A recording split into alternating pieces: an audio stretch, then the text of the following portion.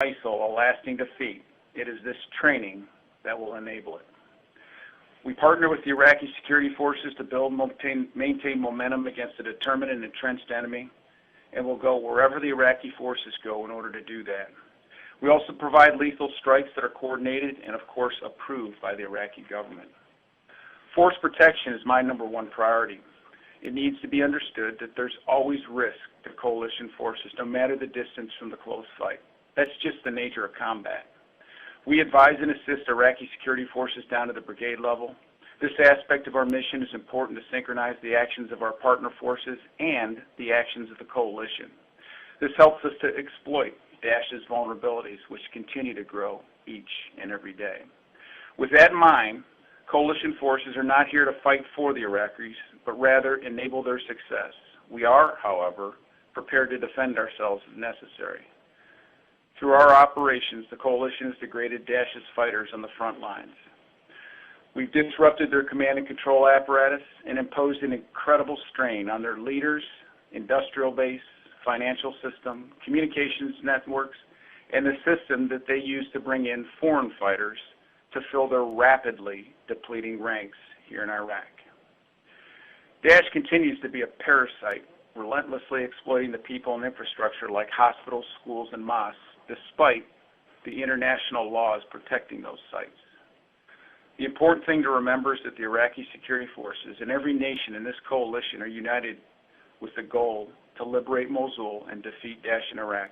And with that, I'd be happy to take your questions.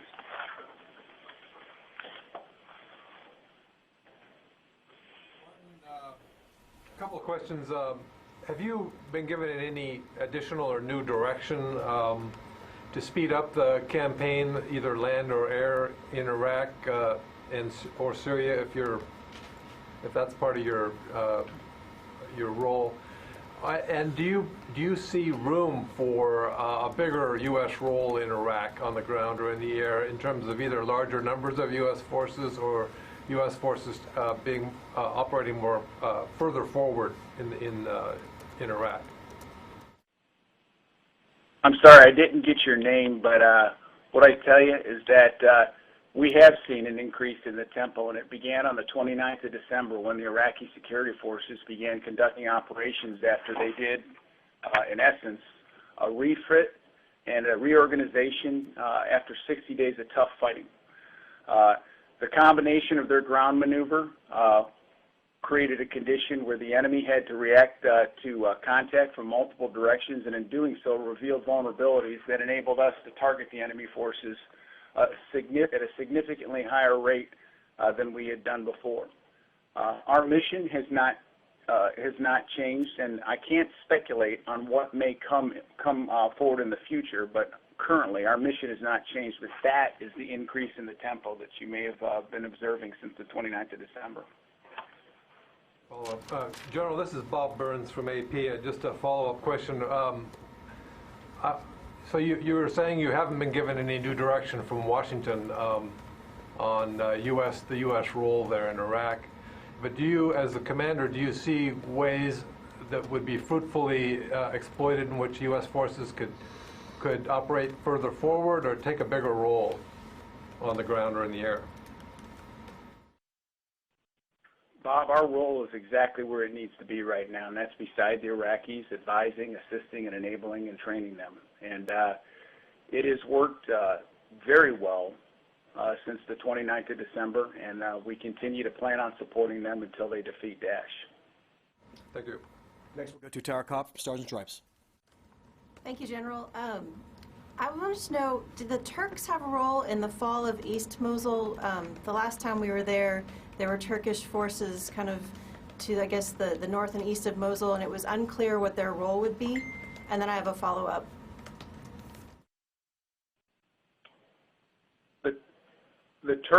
I'm sorry, could you say the question again? Did Turkish forces have a role in the fall of East Mosul? There were, in the late fall, there were around 2,000 or so Turkish forces, and it was unclear what their role would be in the advance on Mosul. What you saw was the result of Iraqi security forces conducting operations in a simultaneous fashion against Daesh in eastern Mosul. The Turkish did not have a role in that. So did those Turkish forces withdraw from Iraq? Their presence had been a point of contention. Well, what I would tell you is anybody who operates within the country of Iraq should coordinate with and receive the approval of the government of Iraq to operate within the country of Iraq. So I would ask the government of Iraq that question, but I can't answer that question. Okay. And then specifically with the U.S. advisors, their role in the fall of East Mosul, how far into the city were advisors? Did they accompany their units all the way up to the river, or could you give us a sense of what they're doing now? I'm gonna tell you a story to help you give you a sense of exactly what they're doing. Principally, they're with brigade and division level commanders, and so imagine a coalition force advisor and his equipment and his team in the same vicinity of an Iraqi brigade commander or division commander. And they're together, they're fusing and sharing intelligence. They're together, they're fusing and sharing a common operating picture, understanding exactly where the Iraqis are. And together, with the Iraqis' approval, they're striking targets in a much more effective and quick fashion in executing those targets.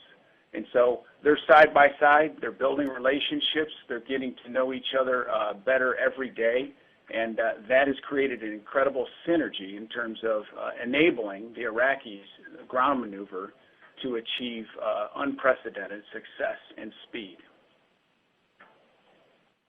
Most recent success in East Mosul, were those brigades in the city? Did the advisors go into the city with them?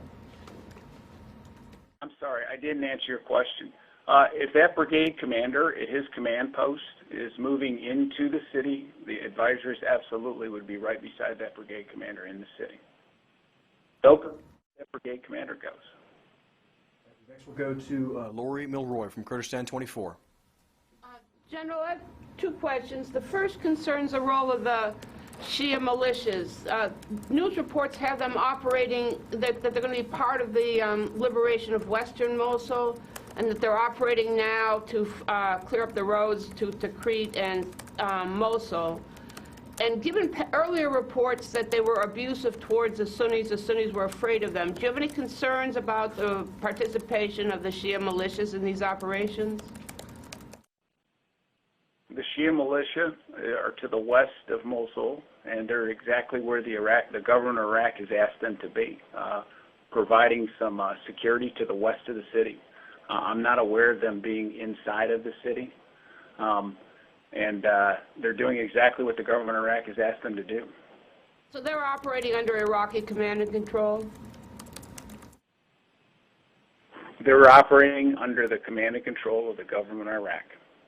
And my second question concerns East Mosul. Now that it's liberated, I'm sure the coalition is learning a lot more about what Daesh was in East Mosul and how it was operating.